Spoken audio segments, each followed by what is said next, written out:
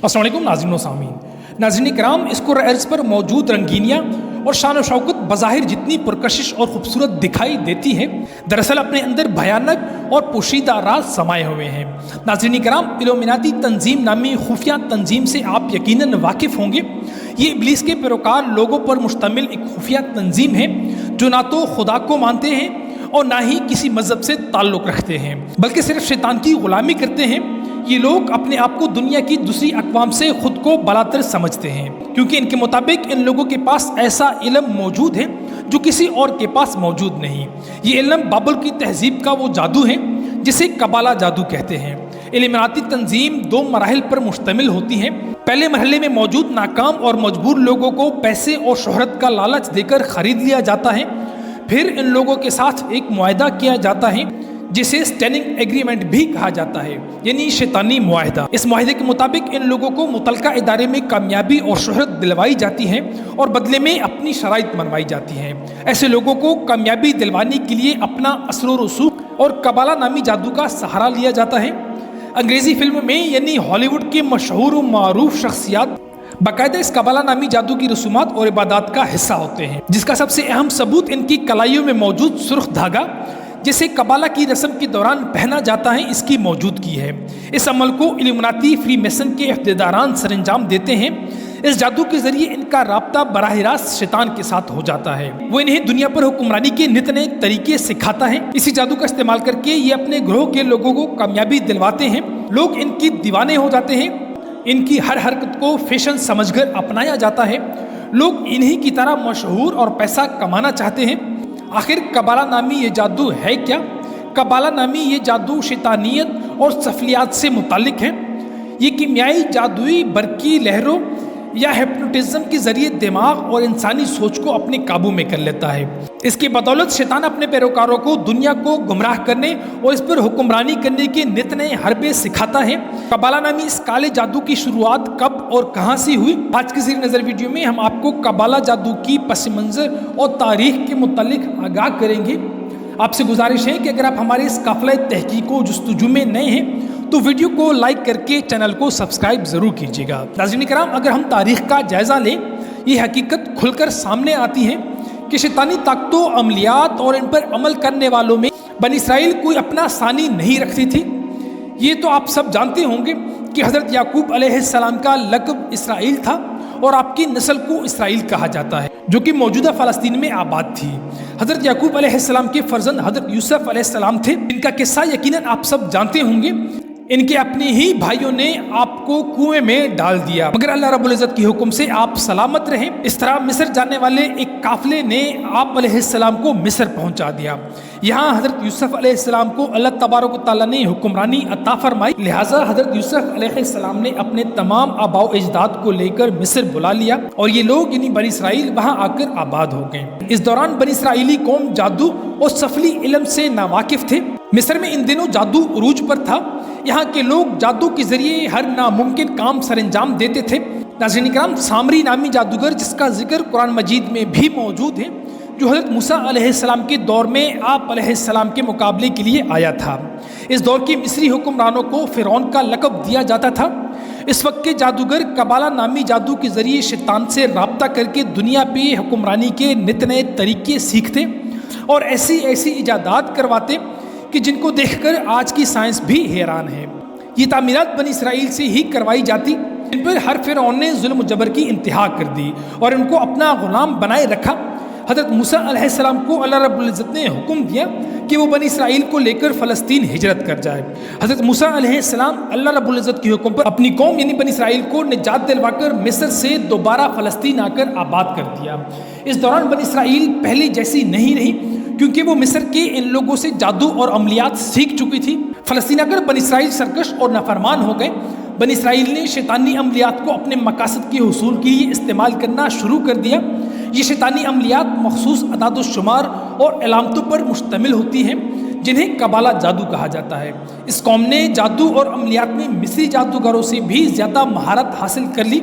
अपने मकासद और दुश्मन के खिलाफ ये अमलियात इस्तेमाल करने लगे। यहाँ तक कि हज़रत सुलेमान अलैहिस्सलाम का दौर आया جو اللہ کے جلیل القدر پیغمبر تھے۔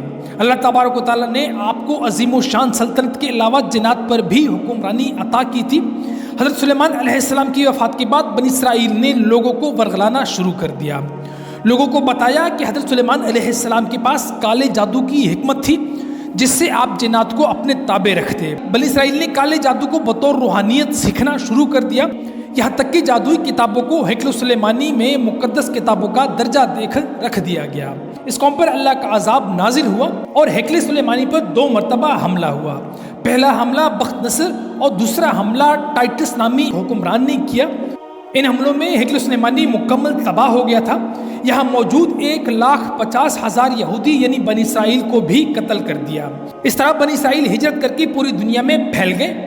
ہیکل سلیمانی پر حملے کے بعد جادو کی تمام کتابیں ملبے تلے دب کر رہ گئی۔ 1118 ہجری میں ان یہودیوں نے مل کر یروشلم میں ایک جنگی تنظیم کی بنیاد رکھی جسے نائٹ ٹیمپلر کا نام دیا گیا۔ بظاہر اس تنظیم کا مقصد عیسائی مسافروں کو دوران سفر تحفظ فراہم کرنا تھا، مگر درپردہ ہیکل سلیمانی میں موجود ملبے تلے دبے ان جادوئی کتابوں کی تلاش تھی۔ نہایت ہوشیاری سے وہ ان میں کامیاب بھی ہو گئے۔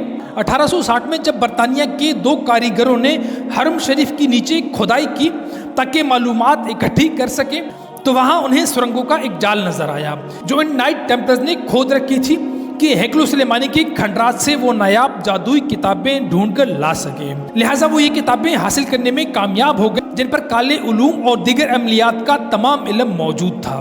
ان تمام کتابوں کو حاصل کر کے ان کی غیر معمولی طاقتوں کا فائدہ اٹھا کر دنیا پہ حکمرانی کرنا ان نائٹ ٹیمپلرز کا بنیادی مقصد تھا۔ یہ لوگ عیسائیوں کے ساتھ مل کر صلیبی جنگوں میں بھی لڑے، بظاہر خود کو عیسائی سمجھ کر دنیا پہ حکمرانی کے خواب دیکھتے رہے، مگر سلطان صلاح الدین ایوبی جیسے عظیم حکمرانوں کے ہوتے ہوئے ان کی زندگی کے اندر ان کے ناپاک عزائم پایت تکمیل تک نہیں پہنچ سکے۔ عیسائی اور یہودی ایک دوسرے کے مذہبی دشمن ہیں، کیونکہ عیسائیوں کا عقیدہ ہے کہ یہودیوں نے ہی حضرت عیسیٰ علیہ السلام کو صلیب پر لٹکایا تھا۔ لہٰذا جب عیسائیوں کو نائٹ ٹیمپلرز کے یہودی ہونے کا یقین ہوا تو عیسائیوں نے ان کو قتل کرنا شروع کر دیا۔ مجبور ہو کر بنی اسرائیل اسکاٹ لینڈ ہجرت کر گئے، وہاں سے اپنا اثر و رسوخ پوری برطانیہ میں پھیلا دیا۔ یہاں ان نائٹ ٹیمپلرز یہودیوں نے لوگوں کو دولت اور طاقت کے سبز باغ دکھانا شروع کر دیے۔ اس طرح لوگ لالچ میں آ کر ان میں شامل ہوتے گئے۔ یوں یہ تنظیم بہت تیزی سے پھیلنے لگی، یہاں تک کہ 1128 میں اسے ایک مذہبی تنظیم تسلیم کر لیا گیا۔ اس کا فائدہ اٹھا کر یہ لوگ یعنی نائٹ ٹیمپلرز نے دنیا کے تمام وسائل پر قابض ہو گئے۔ یہ تنظیم دنیا بھر کے ماہر اور تجربہ کار لوگوں پر مشتمل تھی۔ اس گروہ کا سربراہ گرینڈ ماسٹر کہلاتا تھا۔ گرینڈ ماسٹر کا حکم ان لوگوں کے لیے خدا کے حکم کے برابر درجہ رکھتا تھا۔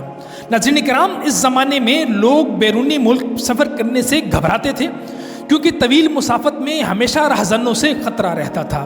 لہٰذا نائٹ ٹیمپلر نے تھوڑی سی رقم کے عوض لوگوں کی اشیاء ایک جگہ سے دوسری جگہ پہنچانا شروع کر دی اور سود بھی لینا شروع کر دیا۔ اس نظام کے تحت بینکنگ کا نظام متعارف کروایا۔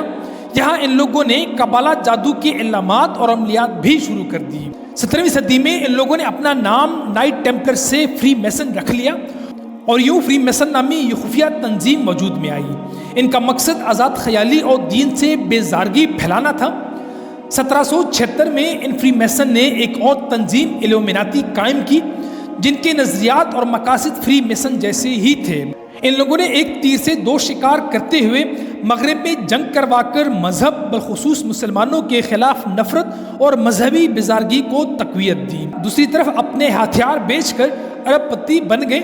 اس طرح یہ قبالہ جادو نائٹ ٹیمپلر سے ہوتا ہوا فری میسن سے ایلومیناتی تک پہنچا۔ ان لوگوں نے دنیا کو گمراہ کرنے اور مذہبی بیزارگی کے لیے قبالہ جادو کا استعمال کیا۔ اپنے مقاصد کو پورا کرنے کے لیے یہ لوگ خود سامنے نہیں آتے بلکہ اپنے پیروکاروں سے یہ غلط کام کرواتے ہیں۔ اس قبالہ نامی جادو کی مکمل تفصیل یہودی اور ایلومیناتی ہی جانتے ہیں۔ دنیا میں اسے مختلف ناموں سے متعارف کروایا گیا۔ ناظرین کرام، آج کے دور میں مسلمان دین سے دور اور توہم پرست ہو گئے ہیں جبکہ ان کا حل قرآن و احادیث میں موجود ہے۔ ذہنی غلامی اور پستی کا یہ عالم ہے کہ دنیا میں رونما ہونے والے واقعات کو ہم صرف اس نظریے سے دیکھ پاتے ہیں جیسے اسلام کی دشمن ہمیں دکھانا چاہتے ہیں۔ یہی وجہ ہے کہ ہم گمراہی کی جانب بڑھتے جا رہے ہیں۔ ناظرین کرام، ہر کمال کو ایک دن زوال ضرور ہے۔ بہت جلد یہ فتنے اپنے انجام کو پہنچ کر رہیں گے۔ تو اللہ رب العزت کی جانب سے مسیحا ہوگا تو دنیا میں شر و فساد اور برائی کا خاتمہ کر دے گا، جو دوبارہ امت کو متحد کر کے اللہ رب العزت کی قربت کا راستہ سمجھائے گا۔ اللہ تبارک و تعالی ہماری ایمان کی حفاظت فرمائے اور ہمیں نیک کام کرنے کی توفیق عطا فرمائے، آمین ثم آمین۔